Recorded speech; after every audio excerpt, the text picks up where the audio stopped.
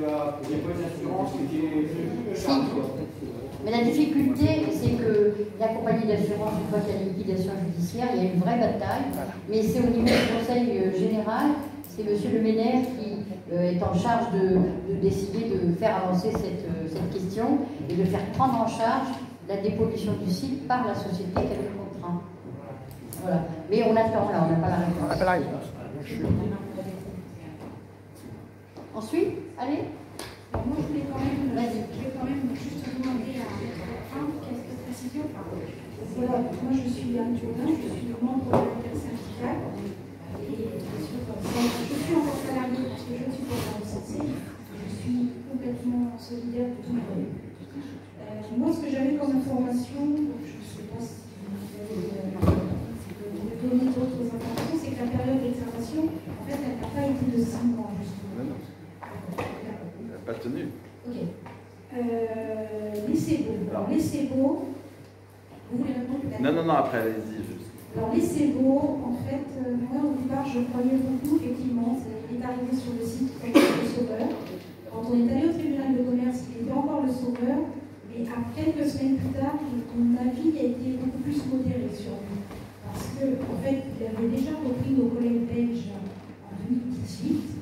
Quand il est venu faire son offre sur BC, nos collègues belges ont dit attention, il n'a pas mis tous les fruits qu'il avait dit, et ils ont été liquidés en avril 2019.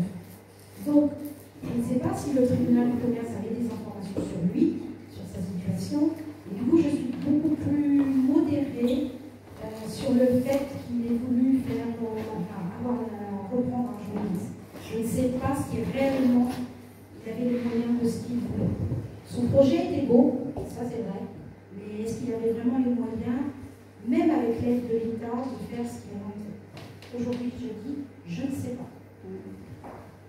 Dernière chose, j'ai un doute aussi par rapport à Finesca. Finesca, c'est la personne, la société qui avait fait, qui a travaillé depuis 2017 jusqu'en juillet 2018 pour reprendre Arjo Higgins. Effectivement, quand il est arrivé, c'est pareil, début juillet 2018, c'était le sauveur. Il y a eu un gros problème, c'est qu'en septembre 2018, le tribunal de commerce, un tribunal administratif de Saint-Germain, du côté de Paris, a décidé que le plan de sauvegarde de Sequoia était refusé, rejeté. Et moi, pour moi, et pour un certain syndical aussi, c'est surtout ça qui a fait peur à Finesca. Le litige BAT, comme vous avez dit, était très important. Et si le plan de sauvegarde de Sequoia était rejeté, annulé, il y avait encore des gros risques. Et pour nous, c'est surtout ça qui a joué. Je veux bien croire que les paiements de décembre et janvier aussi. Et pour moi et pour nous, la décision était prise avant.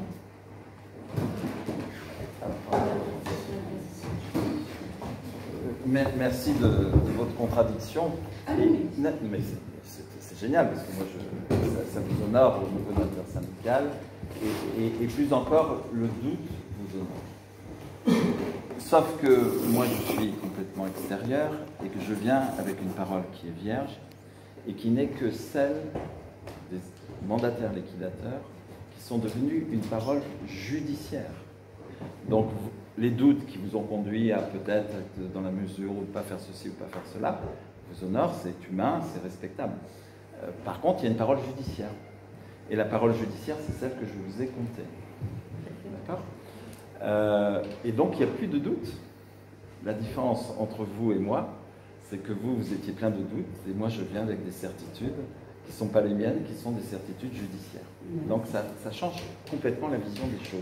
Et bien entendu, si vous aviez eu cette vision-là au départ, parce que ça se passe après, bien entendu, la période que vous décrivez, vous auriez certainement agi autrement.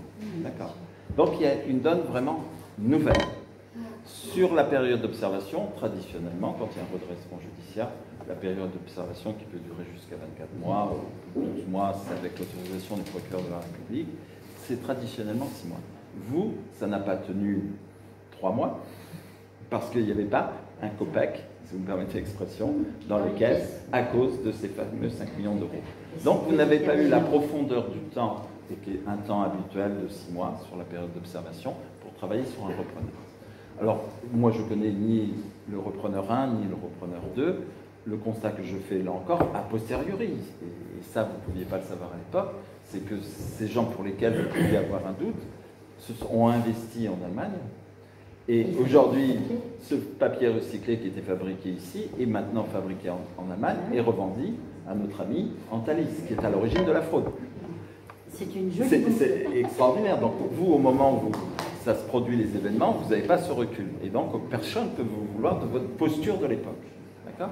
Et aujourd'hui, bien entendu, vous devez, si je peux me permettre, avec toute l'humilité qu'il faut, aujourd'hui, vous devez changer de posture. C'est pour ça que je n'ai pas mon mot à dire, je ne suis pas opposé à l'idée qu'il y ait une rencontre cet après-midi, parce que vous avez le droit de changer. D'accord ? Et au regard de ce qui s'est passé, ce qui serait d'une intelligence parfaite, c'est que cet après-midi vous rencontrez, et au regard des éléments que je vous ai livrés ce matin, alors l'intersyndicale joue pleinement son rôle à nouveau. D'accord ? Main dans la main.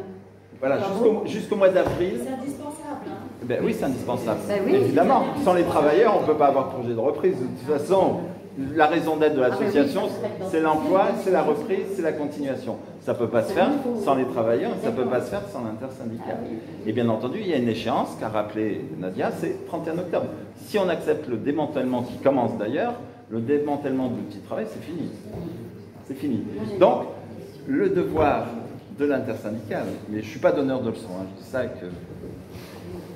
l'humilité qu'il faut. Hein. Vous n'êtes pas trompé jusqu'au 1er avril. Si vous voulez ma vision des choses, je parle très franchement. Jusqu'au 1er avril, vous n'êtes pas trompé, vous aviez le droit d'avoir cette posture. Depuis le 1er avril, vous n'avez plus le droit. Et vous le savez, puisque vous avez un très bon conseil, et que le processus de transaction a été engagé depuis le mois de mai, et que depuis le temps des cerises de 2019, vous savez précisément ce qu'il en est. Donc, vous avez le droit, vous n'êtes pas trompé à l'origine. Aujourd'hui, si vous persistez dans cette attitude, si je peux me permettre, alors c'est une erreur historique. Okay ? Donc voilà, et je vous remercie de votre intervention, parce qu'on dit tous les deux, finalement, un peu la même chose. Ce que vous avez vécu jusqu'au 1er avril, et qui vous honore, vous avez tenu pleinement votre rôle, si je peux me permettre d'avoir ce regard, et bien entendu, vous aviez le droit d'avoir cette posture, elle est compréhensible. Et pour revenir à l'ISABO, il faut quand même se poser des questions. Ils ont acheté en Allemagne et ils fabriquent pour Antalis aujourd'hui. Je crois qu'on m'a compté que, à l'audience, vous me dites si je me trompe, je n'y étais pas, que le parquet a eu un rôle détestable vis-à-vis du repreneur. Il faut s'interroger pourquoi. Et vous savez, la parole du parquet dans ces affaires-là, c'est très souvent, 99% des cas, ensuite la parole du tribunal de commerce. D'accord ? Et il faut s'interroger sur le rôle de l'État à travers son procureur. Ce jour-là, à l'audience, et je n'y étais pas. Et si j'avais été présent, je me serais fait pas le tribunal de commerce, mais le procureur. C'est inadmissible, ce qui s'est dit. Inadmissible. Scandaleux. Et il s'est gravement trompé puisqu'il s'est investi en Allemagne et qu'aujourd'hui, c'est lui qui fabrique notre papier qui devrait continuer à se fabriquer ici. Et toujours au profit de qui ? Toujours du même, Antalis. Voilà. Est-ce qu'il y a d'autres questions? Parce que il y a une autre question. Oui, il y avait un monsieur par là. Par là, où La dame, pardon, excusez-moi. Pardon. Si jamais il gèle très fort ou autre, et que ça ne reprend pas, il y a des risques. Est-ce qu'il peut être mis la chaudière en rouge, quelque chose? Je ne sais pas. Moi, je me pose des questions. C'est ça qui me fait peur. Et aussi, jouer en Lorrain, on l'a bien liquidé aussi. Oui, il y a Anne qui peut en parler aussi. Voilà. Alors, qu'est-ce qu'on fait en France? On les laisse continuer, justement, faudrait qu'on soit un peu plus. Et il faut dire sur vos journaux que baisser sur elle, ne travaillez pas à perte. Parce qu'on n'entend que ça. On n'entend que ça. Il faut insister. Bon, on m'a dit qu'est-ce que tu vas foutre là-bas? C'est fini, c'est mort, allez, on arrête. Moi, je ne suis pas d'accord. Il faut se battre. Moi, dans ma vie, je me suis toujours battue. Et il faut se battre.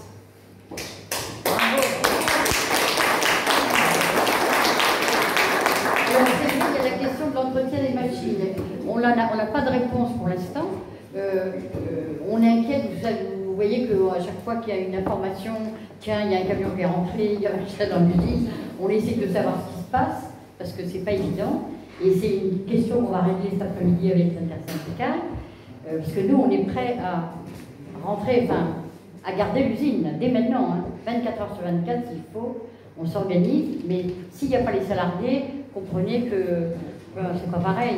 Moi, je vais aller là-bas dans l'usine, je vais passer par-dessus les barrières si je peux, et tout de suite, on va m'amener en garde à vue parce que je suis une étrangère et qu'on va me mettre devant, en référé tout de suite. Hein, au tribunal. Directement en garde à vue. Directement. Donc, il faut qu'on ait les salariés. On peut gagner et pour les intérimaires, et pour les jeunes, et pour nos villages.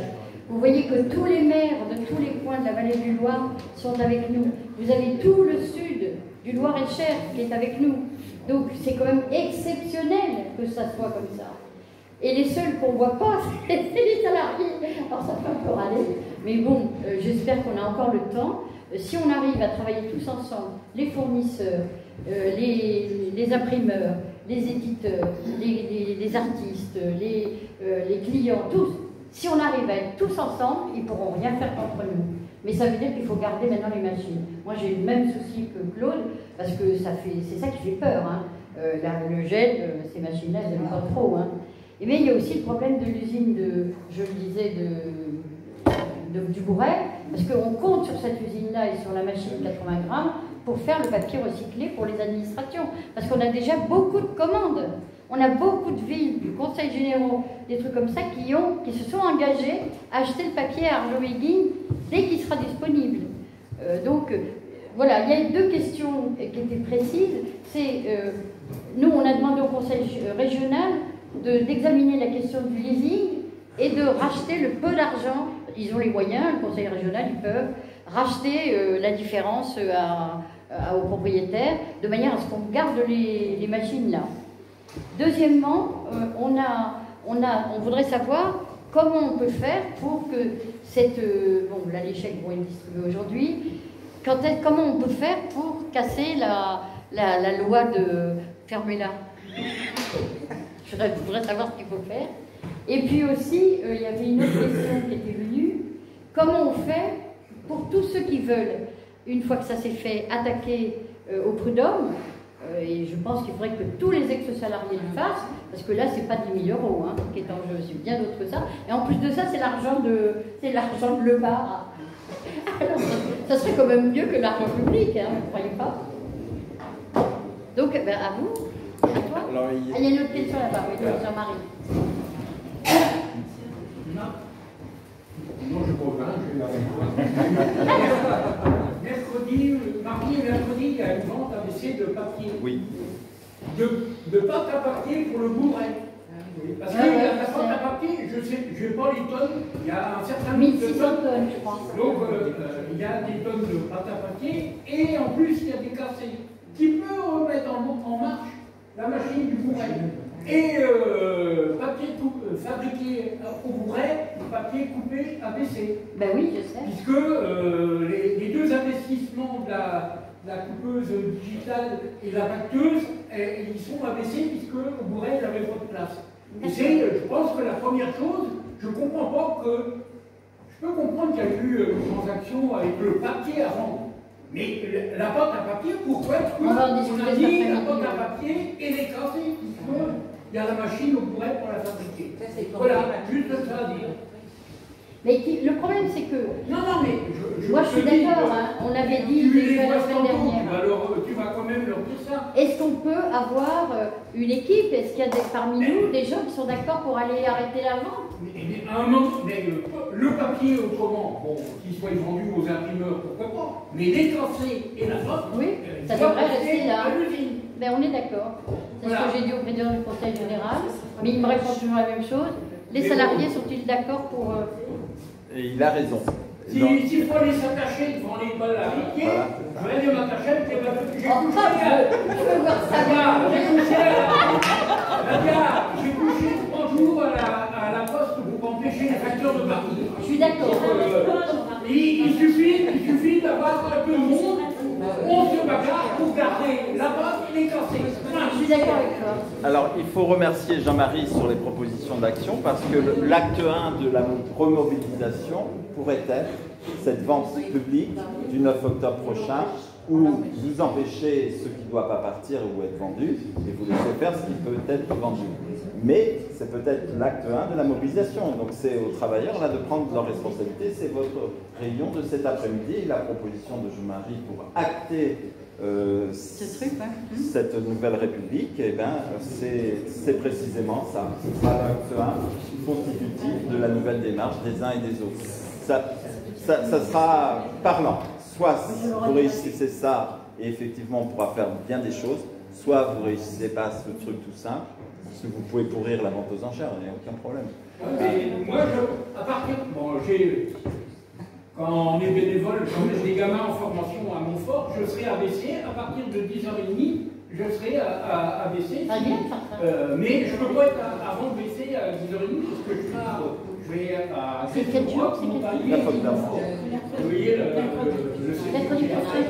et je serai à 10h30, je serai à papeterie. Qui est-ce qui est d'accord pour propose cet après-midi, mercredi prochain, on garde la pâte à papier et le truc? Qui est-ce qui est d'accord? Levez la main. Mercredi matin, oui. Hein? Oui, c'est mercredi la vente. Voilà, ben on est déjà un petit nombre, c'est pas mal. Moi, j'appelle tous les élus pour qu'ils viennent avec les machins, là. On appelle la presse. Alors, et première action. Vous recommencez, vous soumettez au vote et tous ceux qui sont d'accord se lèvent pour que nos amis journalistes puissent acter ce vote historique. Alors, si vous êtes d'accord avec cette action mercredi prochain, est-ce que vous voulez bien vous lever?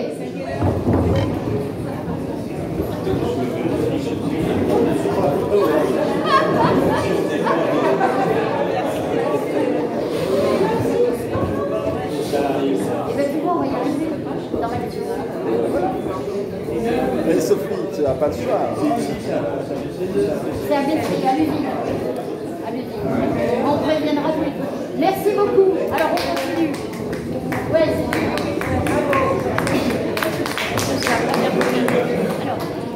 Alors, oui, vous répondre à ma question. Ah oui, pardon.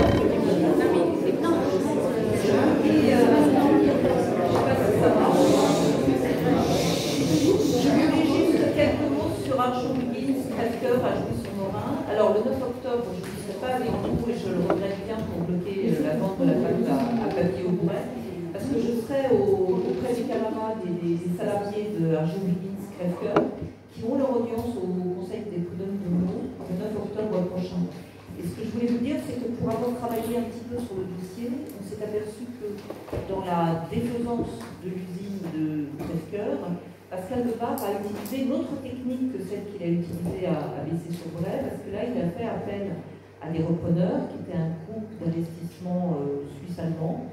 Et en fait, en traitant le dossier à la CGT, on s'est aperçu que ces repreneurs avaient été condamnés pour une reprise frauduleuse. C'est-à-dire que ce sont des gens qui rachètent pour 3 francs 6 ou 1 euro une entreprise qui va être liquidée. Le vendeur, généralement d'ailleurs, leur donne de l'argent pour faire continuer l'activité et les repreneurs s'empressent de siphonner les caisses et de disparaître avec l'argent qu'ils ont siphonné. C'est ce qui s'est passé à Crèvecoeur. Et on a pu découvrir, parce que moi j'anime un groupe de travail à la CGT qui travaille sur la financiarisation et on s'intéresse à tout un tas de questions qui concernent la financiarisation des entreprises, et on s'est aperçu que ces repreneurs avaient été condamnés par la justice française. Donc là, les tribunaux avaient bien fait leur boulot, et il faut le signaler parce que ce n'est pas toujours le cas, sauf que le ministère les a quand même reçus à Bercy et les a quand même validés comme repreneurs. Alors c'était des gens dont ils connaissaient déjà les cas. Donc voilà, et là, donc on a trouvé tous les éléments à l'avocat des salariés et Michel Henry, et ils sont devant le tribunal, le Conseil des prud'hommes de Meaux le 9 octobre. Donc moi, ce que je ferai pour ma part du travail, c'est que, évidemment, je me tiendrai au courant des suites, on n'aura pas de suite, mais par contre, je crois qu'il y a intérêt, effectivement, à faire des liens, et ça doit être normalement notre rôle à la FIPAC de le faire, et donc on va essayer de vous donner toutes les informations sur ce qui se passe à Quelqu'un et puis dans les autres sites à Joliette.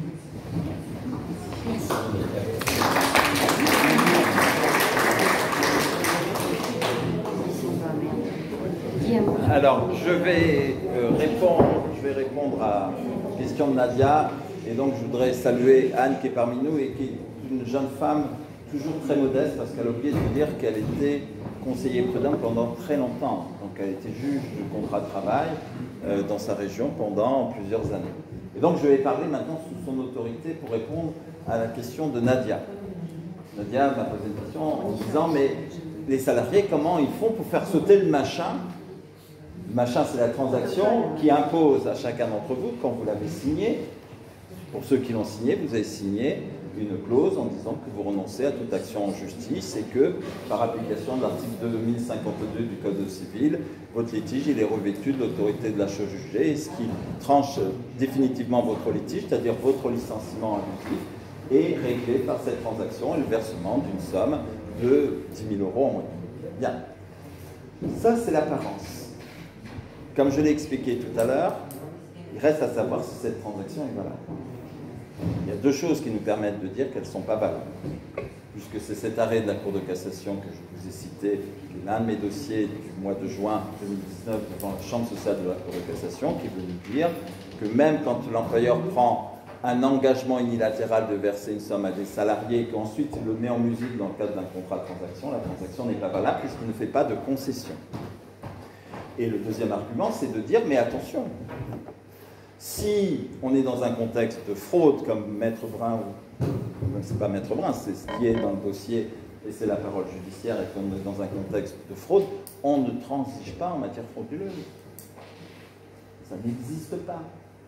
Donc vos transactions ne sont pas valables, mais l'engagement des mandataires ou l'accord atypique qui aurait pu être passé avec l'intersyndicale, si vous pouviez m'éclairer sur ce sujet, sur est-ce qu'il y a eu un accord avec l'intersyndicale, écrit ou pas écrit, sur l'idée d'engager un processus de transaction et d'indemniser les salariés. Est-ce qu'avec les mandataires, quand les mandataires saisissent le juge-commissaire, vous dealez? Oui. D'accord, ben voilà. Donc il y a un accord Mais par contre, je veux souligner qu'on a encore la possibilité, et c'est ce qu'on va faire, parce qu'on a je ne sais plus combien de plaintes en cours, on veut quand même attaquer avec Maître Long, la BPI et M. Bebard. Mais bien sûr, mais avec On ne Arjovélis, reste pas au protocole.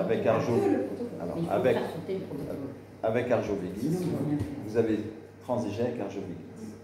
Mais vous avez faussement transigé. Je vous félicite d'avoir faussement transigé. Parce que le fraudeur principal, c'est lui et Antalis. Et donc c'est contre ces deux-là qu'il faut engager une action en responsabilité et face à Arjovélis, compte tenu des transactions, faire tomber ces transactions-là. Et après, l'action contre BPI est une autre action en responsabilité qui est celle de l'État. Le patron, l'État. C'est ces deux-là qu'il faut vous faire. Et pas dire, j'ai réglé mon problème avec mon ancien patron, j'ai signé une transaction. La transaction, vous pouvez la faire tomber, je vous assure, je vous envoie l'arrêt de la Cour de cassation plus récent sur le sujet. Il y a 5 arrêts de Cour de cassation en France sur le sujet. Ce sont les 5 miens. Donc voilà, et donc faire tomber la transaction, pour la faire tomber, il faut aller devant le juge. Vous avez empoché vos 10 000 €, c'est acquis. Okay. Quand vous allez faire dire que la transaction n'est pas valable, la transaction sera annulée, mais l'accord que vous confirme votre collègue de l'intersyndicale qui a été passé avec les mandataires, il reste. Et donc vos 10 000 € sont acquis. Okay. Et vous avez la liberté de poursuivre Arjovélis et Antalis in solidum pour demander des dommages et intérêts à la hauteur du préjudice considérable que vous avez chacun subi. Premier chef de demande.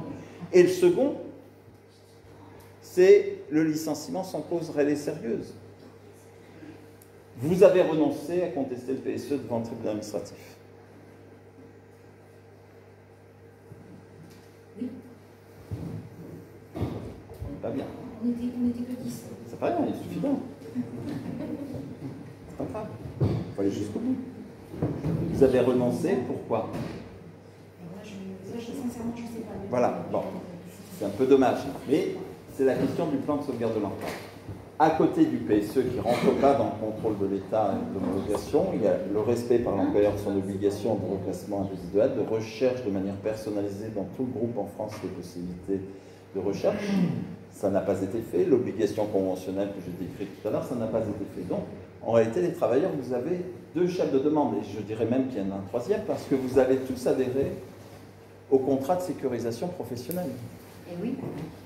Hein? Je ne dis pas de bêtises, j'y étais pas, mais c'est ça, d'accord. Et vous avez abandonné. D'ailleurs, vous avez remarqué que vous avez financé en grande partie CSP, c'est avec votre argent que ça se fait.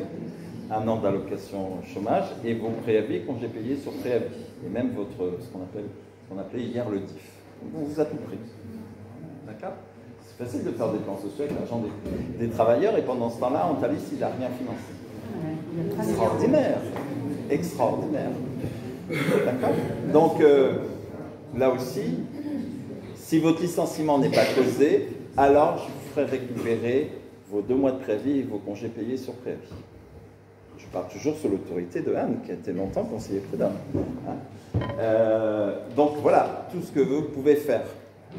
Et les fournisseurs, c'est si vous voulez récupérer de l'argent, alors le temps judiciaire, c'est un temps toujours trop long, mais il n'y a que comme ça que vous récupérez une indemnisation qui vous aidera demain à passer un cap difficile. Alors, ça passe peut-être par l'autorisation de l'administrateur judiciaire pour certains, pour d'autres, ils peuvent prendre la décision parce que c'est encore une bonus.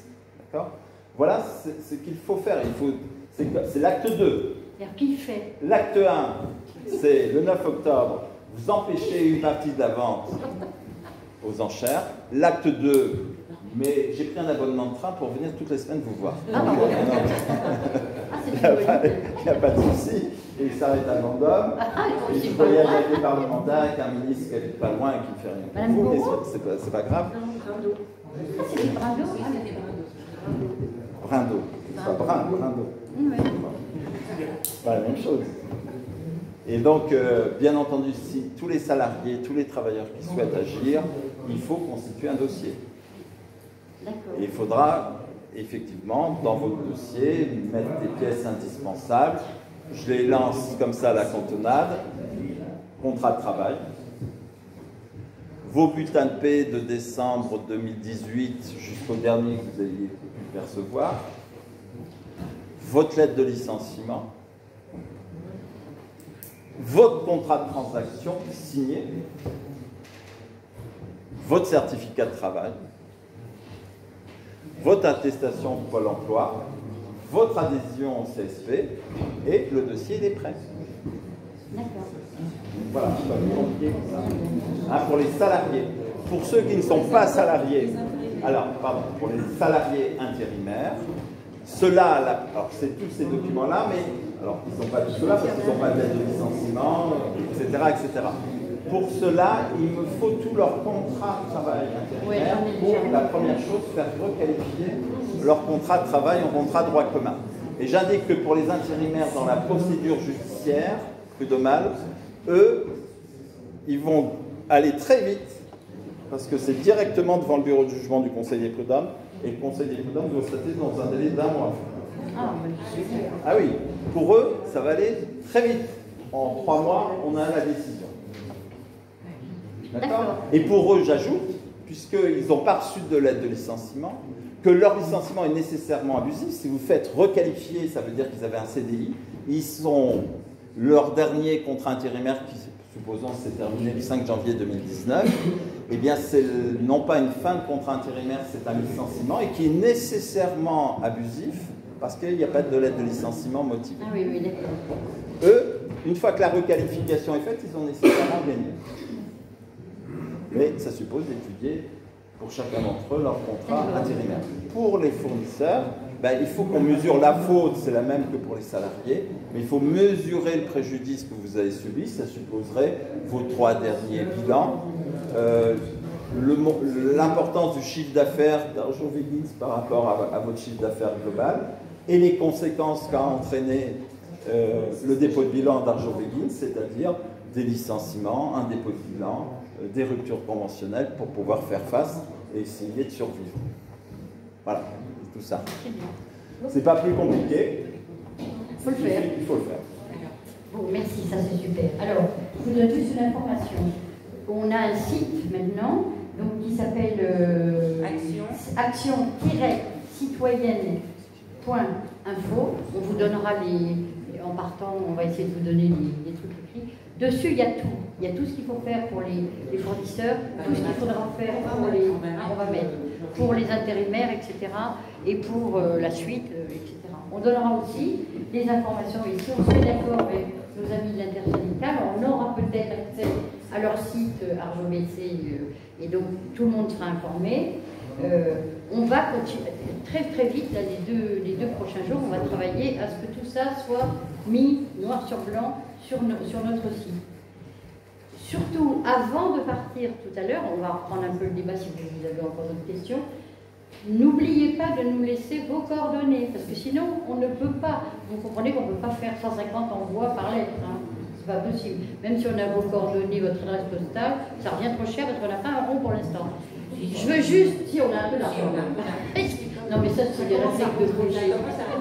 Ça commence à rentrer. Le trésorier, là, voilà, il ne veut pas se laisser abattre. Il a bien raison. Alors, la question qui est posée, c'est d'en parler autour de vous, hein, puisque pour l'instant, on n'a pas les adresses, et puis de faire en sorte que mercredi prochain, on soit déjà très nombreux. À partir, on peut se donner rendez-vous à 10h devant l'usine pour commencer à préparer cette action. On va l'annoncer partout, on va faire un courrier à tous les maires de la région, à tous les élus, en leur disant rassemblement pour dire non au départ de la pâte à papier et de l'autre truc là. Et décasser, parce qu'on en a besoin pour l'avenir. Moi je vous propose aussi autre chose qu'on avait envie. On voudrait que dans l'usine, est-ce qu'on pourrait pas, mais on va peut-être en discuter cet après-midi, l'usine est dans un état déplorable. Tous ceux qui l'ont visité, c'est dégueulasse, il y a des trous qui traînent partout. Ça ne peut pas durer. Quand on veut reprendre une usine, la faire remarcher, il faut qu'elle soit en bon état. Pareil pour l'extérieur. Voilà, bien. Mais ce qui est bien, c'est de refaire aussi l'extérieur. Nous, on proposait de payer une banderole. Et si l'intersyndicale est d'accord, on en discutera aussi cet après-midi. On mettra intersyndicale Arjo, plus notre association, et une grande banderole qu'on mettra sur le pont. Arjo doit revivre. Parce que ça va donner tout de suite le climat, un climat offensif, un climat pour l'avenir, et ça va faire tomber le pessimisme ambiant. Hein. Voilà. Est-ce qu'il y a d'autres questions? Oui. Ce que j'ai dit, c'est pour que ça soit plus fort, c'est le papier pour l'administration, puisque oui. Ils ont tous le papier qu'ils faisaient au Bourret, le 80 grammes, c'était le papier pour l'administration. Tout à fait. Ouais. C'est celui-là qui... En plus, ils vont l'acheter en Allemagne. Ils vont me convaincre. Surtout qu'il y a l'obligation légale en 2020 impose aux collectivités de consommer jusqu'à 40% de papier recyclé. Donc, et c'est la seule usine qui faisait ça. Le bar, à mon avis, il a négocié le prix du papier fabriqué par les Allemands. Il va se faire, excusez-moi l'expression, des couilles en or.